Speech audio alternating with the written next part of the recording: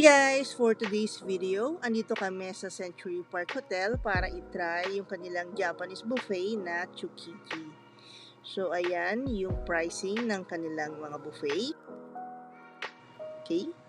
Ayan yung mga inclusion. And if you're looking for reservation, ayan yung mga contact. Ayan. Ito yung ilan sa kanilang mga menu since naghihintay pa kami ng time for our buffet. By the way, they have different schedules and they strictly follow yung mga by batches. So, we're on a 7:30 buffet. So, ayan yung mga ilan sa kanilang mga siniserve sa loob. Pakita ko lang sa inyo while waiting. Yan yung mga regular price pala.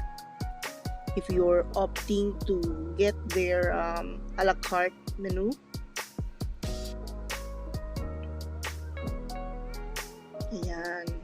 So, ano siya, authentic Japanese restaurant. Ito pa yung iba. So, kung a la carte ka, medyo may kamahalan siya. So, better to try their unlimited or buffet. Ayan. So, meron silang make your own ramen section. Pakita ko sa inyo yan later.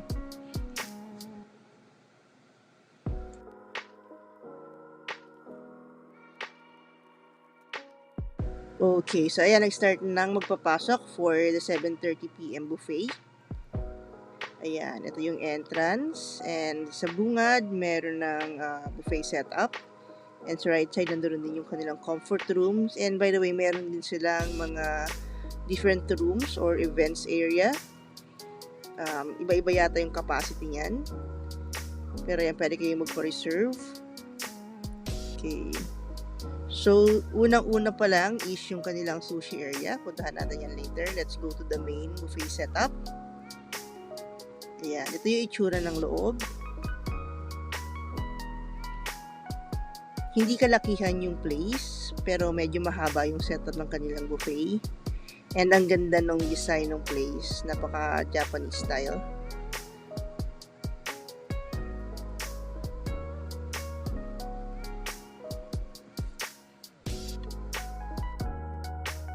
Okay, start tayo sa soup station. So, meron kang 3 choices of soup. Ayan. Ayan yung kanilang mga option. Yung sa gilid, yun yung mga nilalagay nilang mga parang sahog ng soup. Pwede kang mamili. And ito yung kanilang tempura section.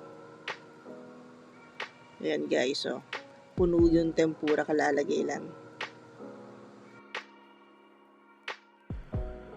Okay, pakita ko lang sa inyo yung mga ibang dishes. Enjoy!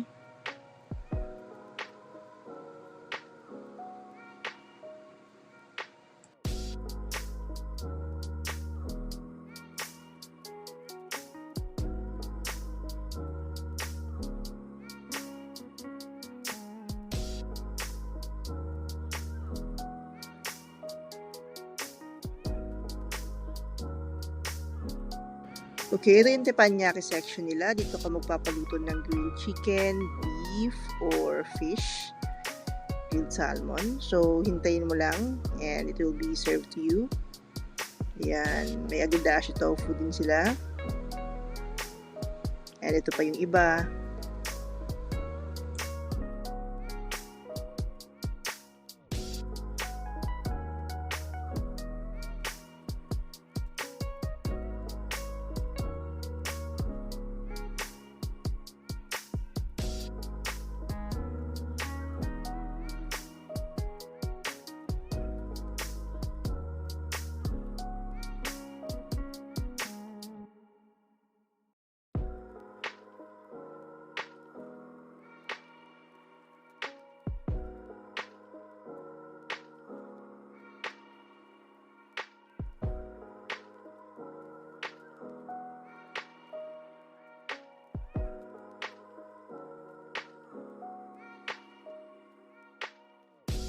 Okay, itong section na to I think is the highlight. Nandito yung mga dessert, mga drinks, and yung kanilang make your own ramen.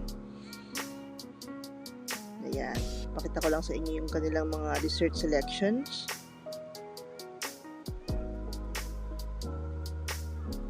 Sobrang nagustuhan namin yung kanilang Hokkaido cheesecake and madali siyang naubos kaya nag-request pa kami. Yan, may ice cream din sila and crepes.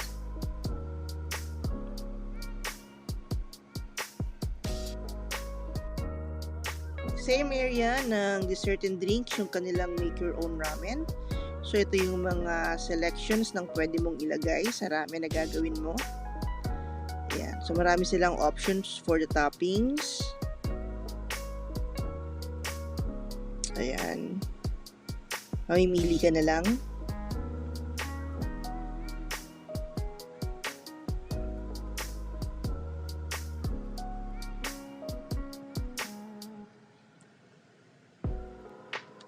Meron silang tatlong options for the noodle na gagamitin for your ramen. Ayan yung mga options mo.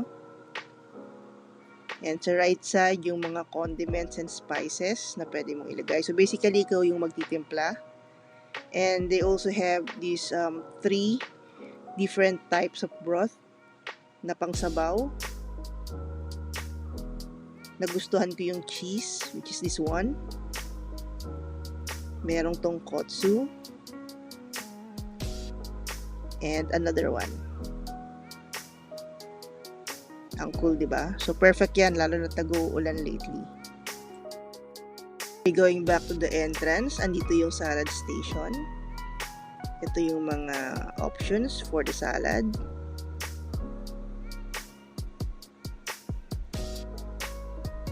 Andito din yung fruits. Ayan.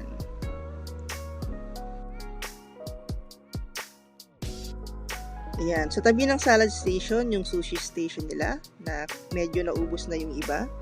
Waiting for the refill. In fairness, mabilis naman silang mag-refill dito. And pwede kang mag-request dun sa chef kung ano yung gusto mong putahe or item. Ayan. Dito rin yung sashimi na i-request.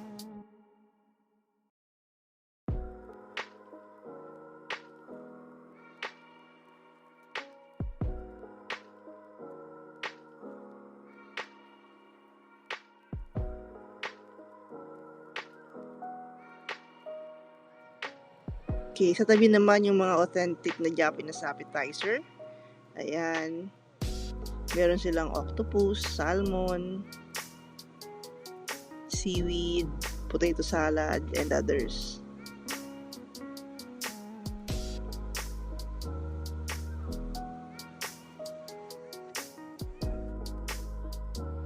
Okay, so ito yung kinuha ko for the first batch. It's mostly salmon.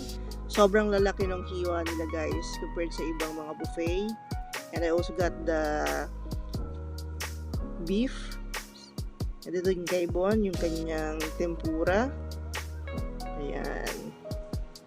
So nag-i-enjoy din si Joaquin. Okay daw for the food. Ayan. Off for my second plate, I got the red snapper and another set of salmon. Ang kapal ng kanilang hiwa and kumuha ko ng iba't ibang appetizers. Ayan, and then dessert. Okay, pakita ko lang sa inyo yung ibang mga rooms na pwede nyong i-reserve. All in all, nag-enjoy naman ako since ang daming salmon. Masarap yung salmon nila, napaka-fresh. And okay din naman yung mga ibang dessert.